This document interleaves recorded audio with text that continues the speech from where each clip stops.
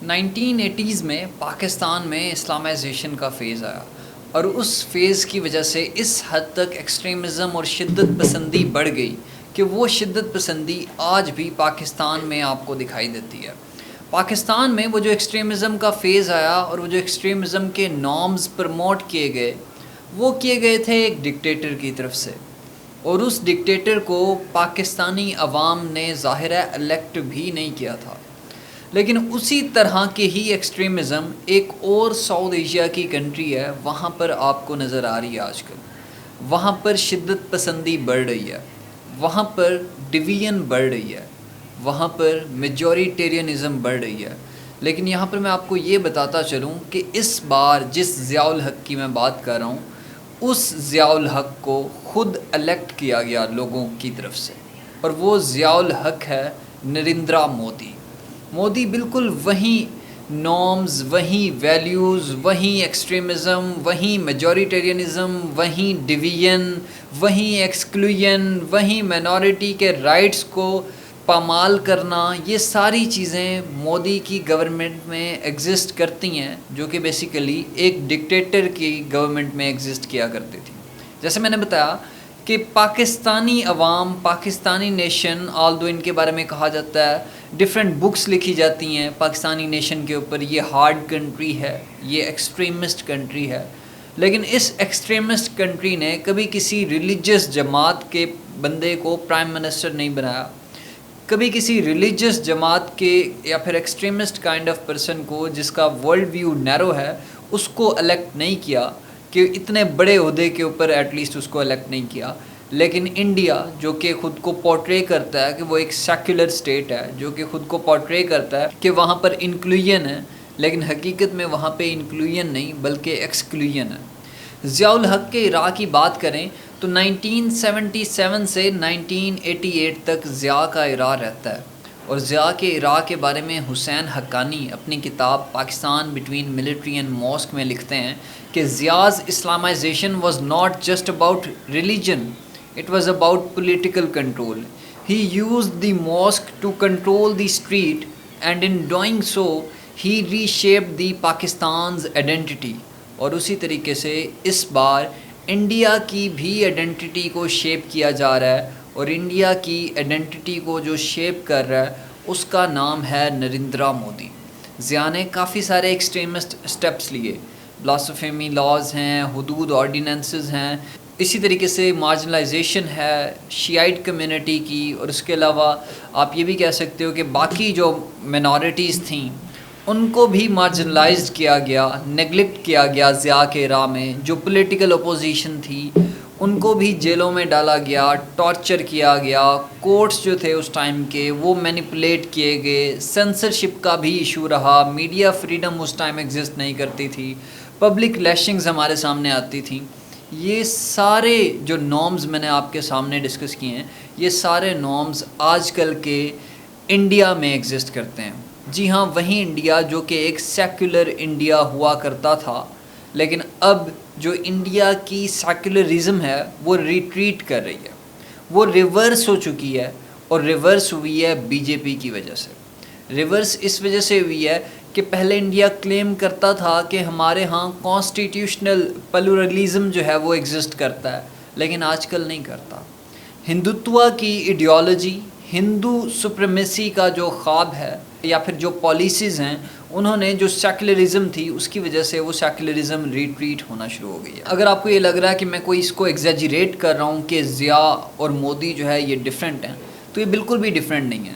آئیے ذرا میں آپ کو ایک کہانی سناتا ہوں، اگر آپ مودی کو سمجھنا چاہتے ہیں، مودی کی ہسٹری دیکھنا چاہتے ہیں تو اس کے لیے آپ کو 2002 میں جانا پڑے گا۔ اس ٹائم مودی جو تھا he was the chief minister of Gujarat, اور وہاں پر دنگے ہوتے ہیں، اس کے نتیجے میں تقریباً جو thousands people were perished، اور اس میں میجورٹی جو تھے وہ مسلمان تھے، they were Muslims، اور اس میں کہا گیا کہ کافی حد تک مودی کا بھی رول تھا مسلمز کو ایکسکلوڈ کرنے میں، ایلیمینیٹ کرنے میں۔ اور اس ٹائمز میگزین 2019 میں وہ کیا کہتا ہے کہ یہ چیف منسٹر نہیں ہے بلکہ انڈیاز ڈیوائیڈر ان چیف ہے، مودی کے بارے میں کہا جاتا ہے۔ اسی طریقے سے یہ تو گجرات ریٹس کا ذکر میں نے آپ کے سامنے کیا، کچھ اور بھی امینڈمنٹس ہیں، کچھ اور بھی لاز ہیں جن سے آپ یہ تھیسس بلڈ کر سکتے ہو، ریلیٹ کر سکتے ہو کہ مودی جو ہے وہ حقیقت میں مودی نہیں ہے بلکہ ضیاء 2.0 ہے۔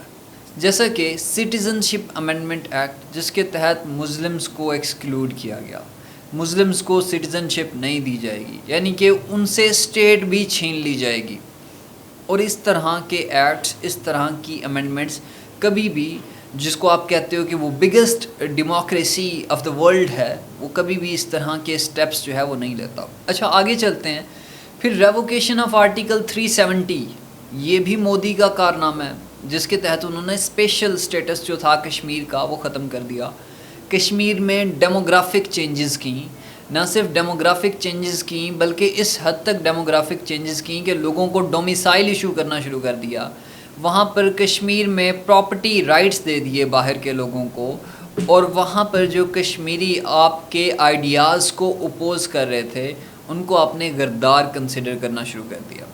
اسی کے ساتھ ساتھ نہ صرف آرٹیکل 370 کی ریووکیشن، نہ صرف کشمیر کا اسپیشل سٹیٹس ختم کیا، بلکہ آپ نے اٹیکس کیے مساجد کے اوپر، مسلم سپیسز کے اوپر آپ نے اٹیکس کیے، جس کی سب سے بڑی اگزامپل بابری مسجد کی ڈیمولیشن تھی، جو کہ 1992 میں ہوتی ہے، جو کہ بیسیکلی بی جے پی کو ہی اس کا کریڈٹ جاتا ہے کہ اس طرح کی حرکتیں بی جے پی ہی کر سکتی ہے۔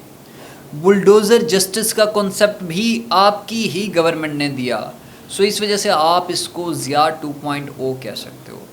آج سے پہلے آپ نے پاکستان میں موب لنچنگز دیکھیں، اور جو جنریشن اب ایگزسٹ کر رہی ہے under the government of Modi, یہ جنریشن بھی سملر موب لنچنگز کرے گی جیسے کہ آج کل آپ کو پاکستان میں دکھائی دے رہی ہیں۔ وہ جو جنریشن مودی کی گورنمنٹ میں ایگزسٹ کر رہی ہے اس میں بھی ٹالرنس لیول اتنا ہی کم ہوگا جیسے کہ ضیاء کے عراق کے درمیان جو جنریشن ایگزسٹ کر رہی تھی اس کا جو ٹالرنس لیول تھا۔ اسی کے ساتھ ساتھ آپ یہ بھی دیکھیں کہ جو فریڈم ہے وہ بھی کافی حد تک ایروڈ ہوتی چلی جا رہی ہے، جس میں نے رائز آف میجورٹیرینزم میں نے ڈسکس کیا آپ کے ساتھ۔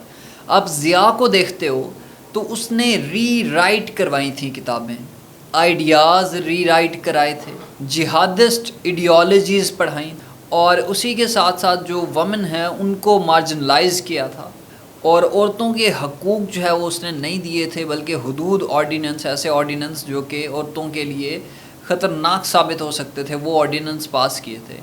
دوسری طرف مودی بھی اسی ہی طرح کا بندہ ہے، مودی کے اندر بھی اسی ہی طرح کی ویلیوز ایگزسٹ کرتی ہیں جیسی ضیاء کے اندر ایگزسٹ کرتی تھی۔